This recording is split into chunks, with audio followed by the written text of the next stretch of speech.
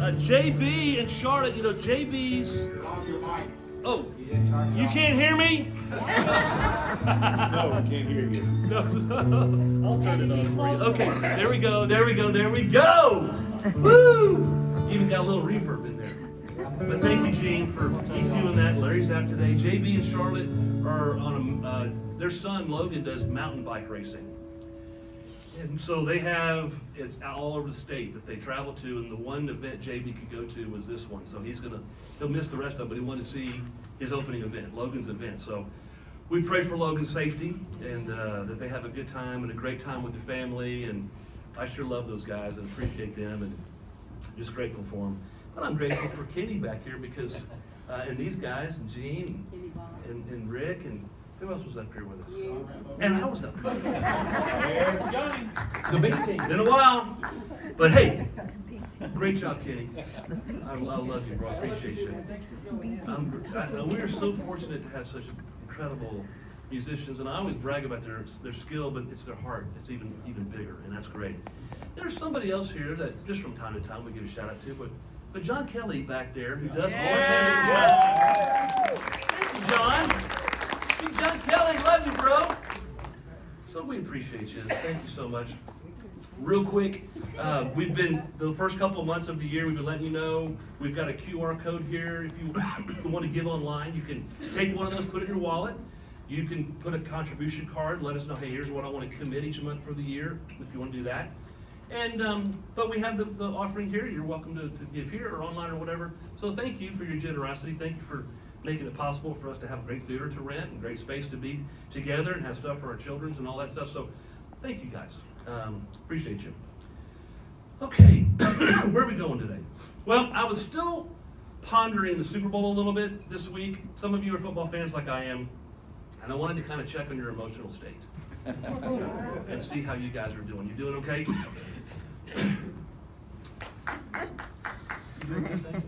What's that? You got something up there? Oh, there's the QR code. Can you do it from right there? No. Is that possible? Too blurry? Someone test it and see. I'm gonna do one of these little mints right here. Do you need some water? I'll go get You know, I think it's a mountain cedar for me, but It worked. no problem. I'm gonna power through this. All right. But I was concerned about your emotional state. I was hoping and praying you guys are doing okay. You know, I mentioned last week, studies have shown that in the weeks following the Super Bowl, that fans have a condition called post-Super Bowl depression. It's a real thing. Some of you laugh. It's a real legit deal. I have experienced it myself. People come home from work after the Super Bowl is over, and they sit in their lazy boy chair and just spiral into the abyss. No idea what to do. So we grab the remote and we start going through the 700 channels that cable offers if you've got that package, or even if it's 50 or 10. Remember back in the day when it was like 3? Yeah.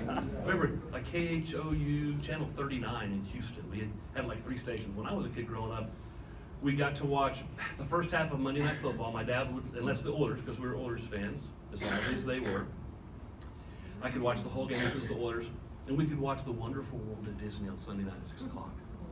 And after school, before Dad got home, I'd sneak in the Flintstones, the Munsters, and a few of the other shows that came on back to back. I Love Lucy was at 5. But anyway, the point, where am I going with all this? So we're nowadays when our Super Bowl's over, you know, you're at home looking for something to watch on TV. We love to creep. That's the right word? Where you get on the social media and no one knows, but you're looking at everybody else's stuff and they call creeping, babe? It's called creeping. I mean, you are a creep if you do that. Stop. But I want to remind you that in this life, as I reflect on the Super Bowl, I'm reminded you weren't created just to be a spectator in the world. You were created to live life. You were made, as my message title, you were made to live life. Say this to me. I was made to live life. Yeah, not just look at it. So I want to remind you, think about it. Nobody grows up as a kid and their greatest ambition, the kid's like, man, I want to be a great spectator. Yeah. No, kids don't grow up saying, my heart's desire is to be a great television watcher. No, Nobody grows up thinking that. Why? Because you and I were made to live life, not look at life. You're made to be in the game, playing as a part of this incredible storyline that God's come up with. You're part of it. I think the cry of the human heart is, put me in. I think the cry of the human heart is, I want to live. Yes. But, it's an invitation by Jesus. Enter the dance. Enter the song. There are lots of things that come along the way that beat life out of us and bring hurt and bitterness. But Jesus' invitation is to bring us into life. Say life. Life. John 10:10. Why not? Jesus said, I came to give you all life and life more abundant. Now here's what's fascinating about that statement that Jesus made. When Jesus said, I came to give you life and life more abundant, he was already talking to people who were alive. Yeah. So apparently there's a form of death within life that Jesus was inviting them out of that and into life. Indeed. And you and I can see that in this world. The hurt, the bitterness, the unforgiveness, all the things that can happen that can bring a sense of death. Jesus is saying, no, I want you to live above that. I want you to live beyond that.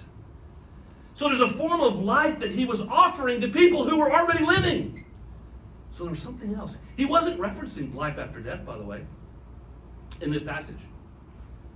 He was actually offering a thing called life before death. Life after death is wonderful, but how about some life before? Could y'all raise your hand and say yes to that? How about some life now?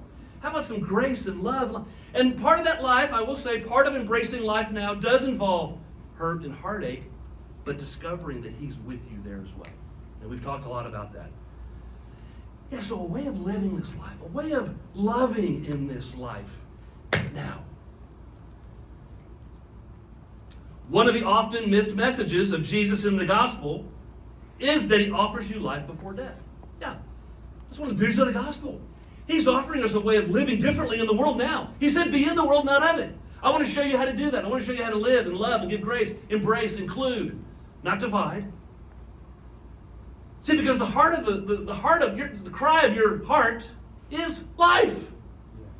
My deep cry, your deep cry is, I want to be playing in the game. I want to be on the field. You all know the Super Bowl is the biggest game of the year. Biggest game of the year. Here's the irony. I looked this up. The Super Bowl had 113 million. It wasn't the most viewed Super Bowl, I think 2 years ago. 2015 was. Like 130 million. But this year, 2 weeks ago, 113 million people sat in front of a TV and watched the Super Bowl. I was one of them, at least halfway through. Yeah, 113 million nacho-eating, lazy boy sitting, couch potatoes who desperately need exercise, watching 22 men run around the field who desperately need rest. Anybody go to a Super Bowl party? Anybody make it, or kind of had one at your house, or you got stuff out? No Weight Watchers at a Super Bowl party. No points either. No one's counting at the Super Bowl party. No. And so it's no surprise that 2 Sundays ago was the second largest food consumption day in the United States. Do you know that? Anybody know what the number 1 day is? Thanksgiving. Yeah, Thanksgiving. Thanksgiving, probably maybe Christmas close in there as well. And on that Sunday 2 weeks ago, the average American, in a matter of like 4 hours, consumed roughly 3,000 to 5,000 calories. Man, I know. In this article that I read a few years ago, so this is an old article, stats might have been updated, but it cites some shocking food stats. Super Bowl food stats. And I went ahead and put it in notes because I want you to see this. Approximately 1.3 billion with a B. Approximately 1.3 billion chicken wings are consumed during the Super Bowl. What? Are you kidding me? 88 million pounds of cheese. 8 million tortilla chips. 8 million pounds of guac. I love guac. And to wash it all down, 2 million cans of soda and 50 million cases of beer. Woo! Man, what a day. And so it's no surprise that on the day after the Super Bowl, guess what industry spikes? In assets. Yeah.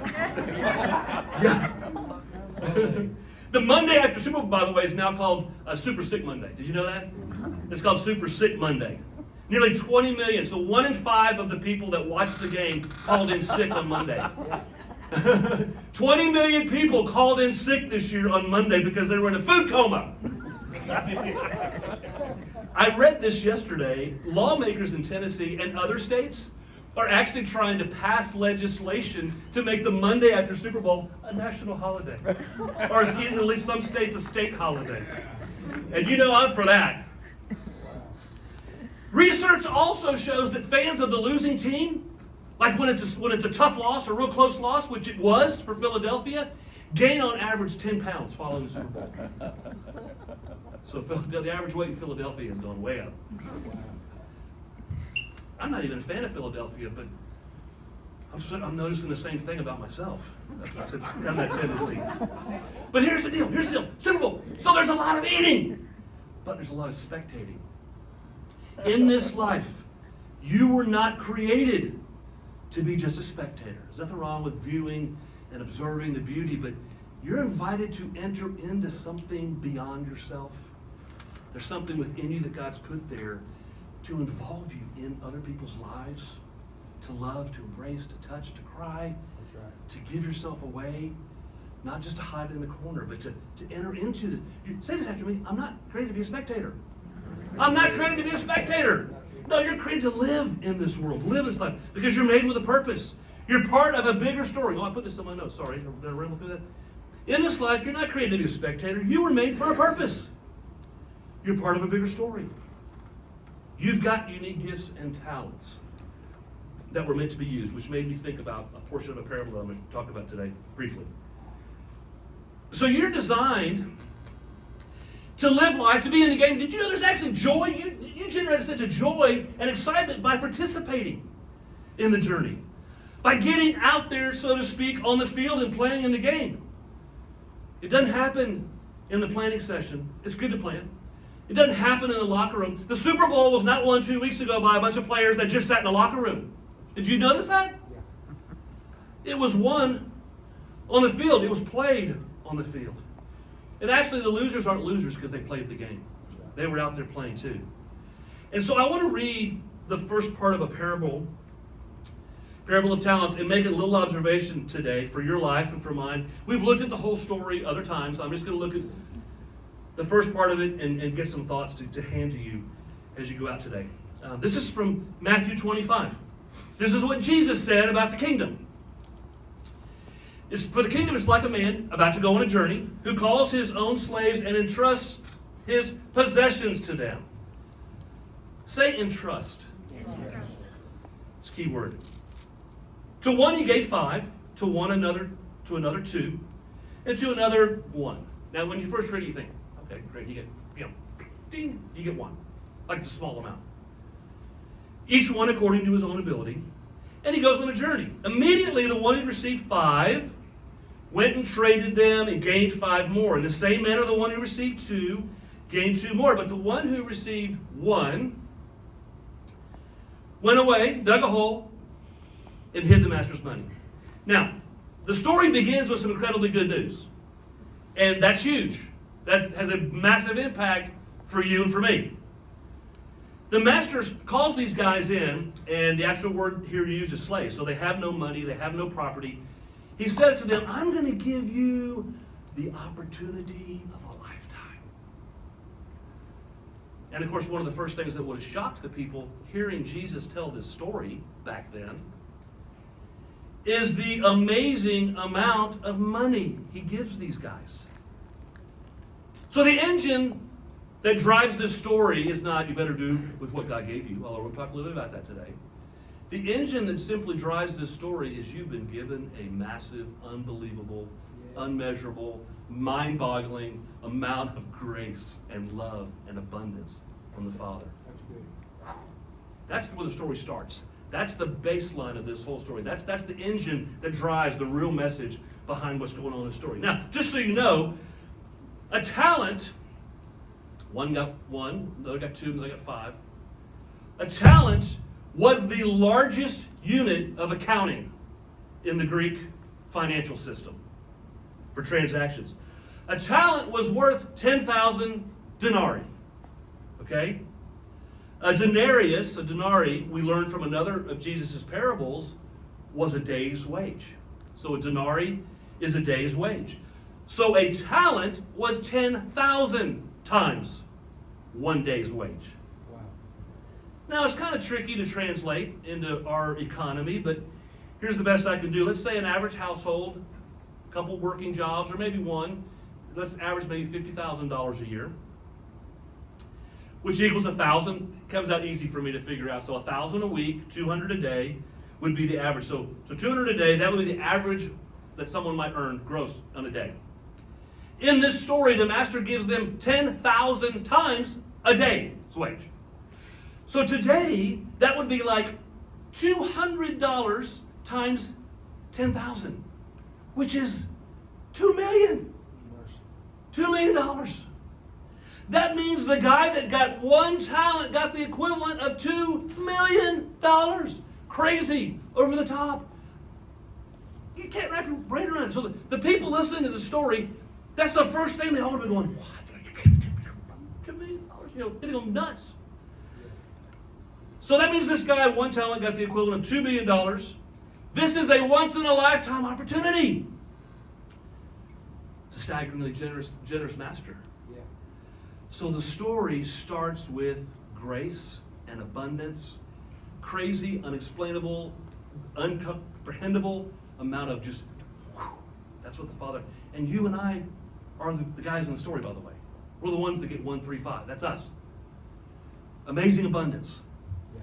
So the guy was given something, the guy with the one talent was given something amazing. Absolutely amazing. And that's the part of the story I want to draw from. The fact that he was given something amazing. This amazing generosity, this amazing once-in-a-lifetime opportunity brings me to two simple questions for you and for me. We're at the start of the year, so it's a great time to take an inventory on things in your life. Just two simple questions for you today, though. Number one is this: what have I been given? Ask the question, what have I been given? I mean, you could take a moment if you were to, maybe this afternoon or this week, if you were just to take something out, piece of paper, and kind of take an inventory. What have I been given? Well, you might start by writing down life, for starters. So that's a pretty good thing, that God's given you life. How much is that worth? So for starters, I'm alive. God's given you life. But then but beyond that, there are things you've got skills at, that God's given you, skills and talents. Maybe you're great at encouraging. Maybe you're good at planning. Maybe you're a detail person. You can organize. Or you're a good listener. You know, that's a lost art today. Maybe you're great at gardening or just relating to other people or crafting beautiful things. Those are all gifts. Serving. So you're alive. You have gifts. What else? Well, I have a body, which is better than the alternative of not having one. You've got energy. You've got some level of energy and hopefully some sense of mental health. So that means I hope you're all in touch with reality. You have a level where you're in touch with reality, some mental health. But then you have experience. We all have years of experience. Your experience has incredible value. Everything you've learned so far in your lifetime has great value. So you get out your piece of paper and you might write down how old you are, how many years you've been alive. Or if you don't want to do that, you could write down how old you think you look on a good day. You could write that down. Or ask the person next to you if you're in touch with reality. So then you have experience in life and skills. You've got financial resources God's blessed you with. God's put something in your hands to be blessed and to be a blessing. Here's something you might not think about. But you've got wounds. You also have wounds, and believe it or not, one of your biggest assets may be the wounds, the woundedness of your heart and your life and the things you've been hurt by. God often uses our wounds even more than he uses your strengths. A lot of times it's people who've lost a child or wrestled with addiction or gone through deep depression who are best able to help other people in the same situation. You know why? Because God never wastes a wound. That would be a good message, by the way. Good message title. Yeah. God never wastes a wound. Yeah. Lots of other things. You've been given some level of education. You've learned things in your life. You've been given friends, a fellowship, family. You've been given forgiveness. Woo, that's a good one. Thank you, Lord. Thank you, Lord, for that. And you keep adding the list up. But as we look at the story this morning, I want you to take away this first question. What have I been given? What have I been blessed with? My family, friends, kids.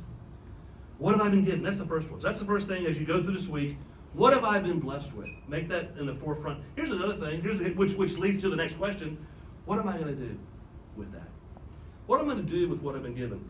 In fact, Jesus, the word he uses to describe the master's generosity is he entrusts. He has entrusted you. In other words, the gift that he is entrusting is part of something bigger. He's entrusting us with something because the master has big plans. So back to the story for a second. The master gives the servants like all this money. Here's the striking deal. As I look at the story, did you notice the instructions that he gave the servants? He doesn't. No instructions. No instructions at all. He doesn't say, go start this business, invest in this fund. He gives them tremendous freedom. Say freedom. Freedom.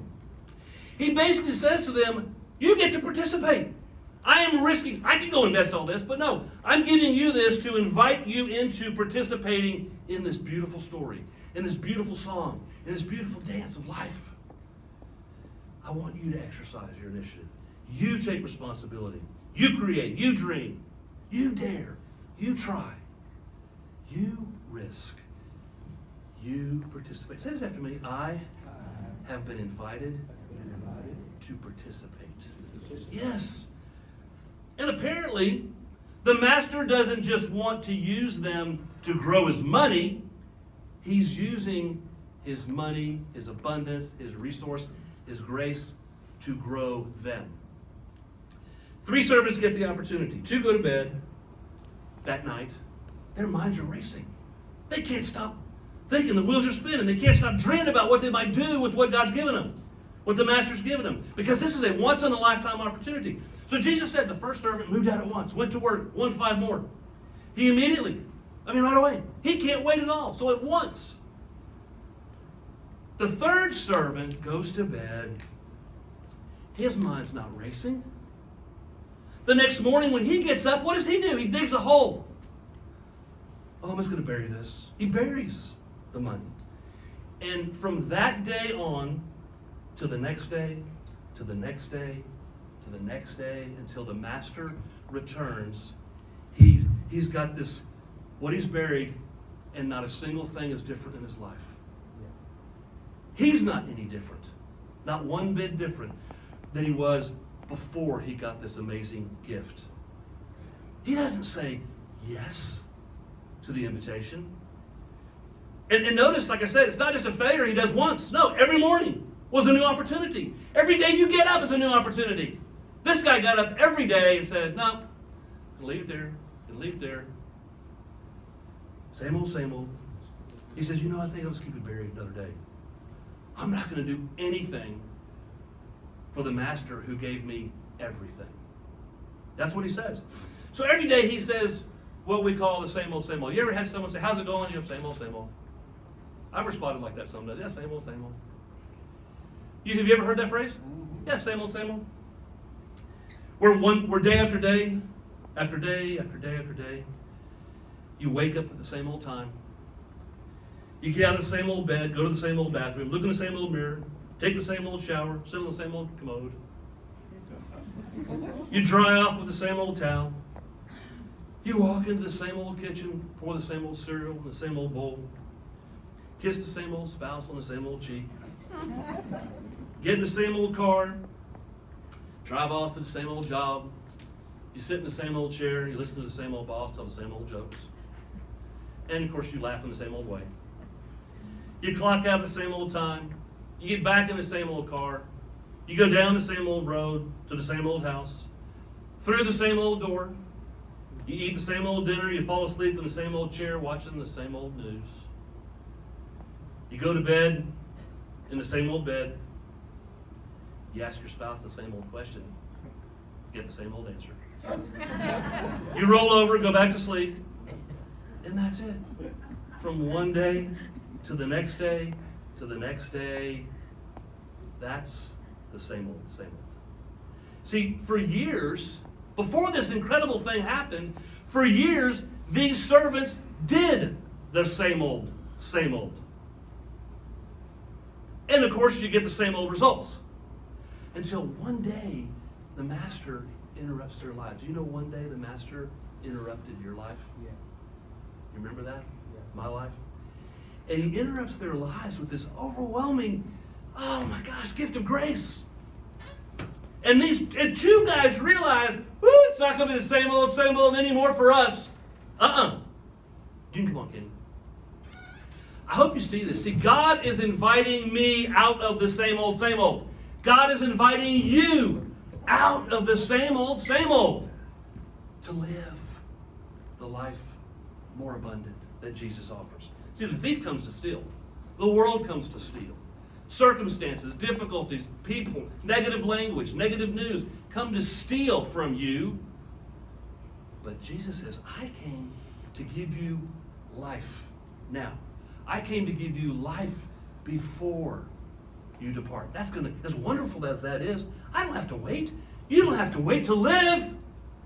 A huge price was paid. A huge gift was bestowed on you to live now. God's inviting you to live. Jesus is telling you and me, take inventory, guys, on what you've been given. Doesn't happen over in the planning station. Doesn't happen like the football game. It happens out in the world, in life. Imagine if the Chiefs and the Eagles came out of the locker room before the game. One of the teams came out of the field and said, "Oh, we had a great locker room meeting. We win. We win because we had a great locker room meeting. We're all fired up. Woo!" In the locker room, the music was great. Yes. The lockers are beautiful, by the way. Yeah, we love the locker room. We win. The problem is the game is not won. A game is not won there in the locker room. You can kill my reverb, Regina, if you don't mind. The game's not won there. No. Is it important to plan? Yes. But it's more important that you get out and play.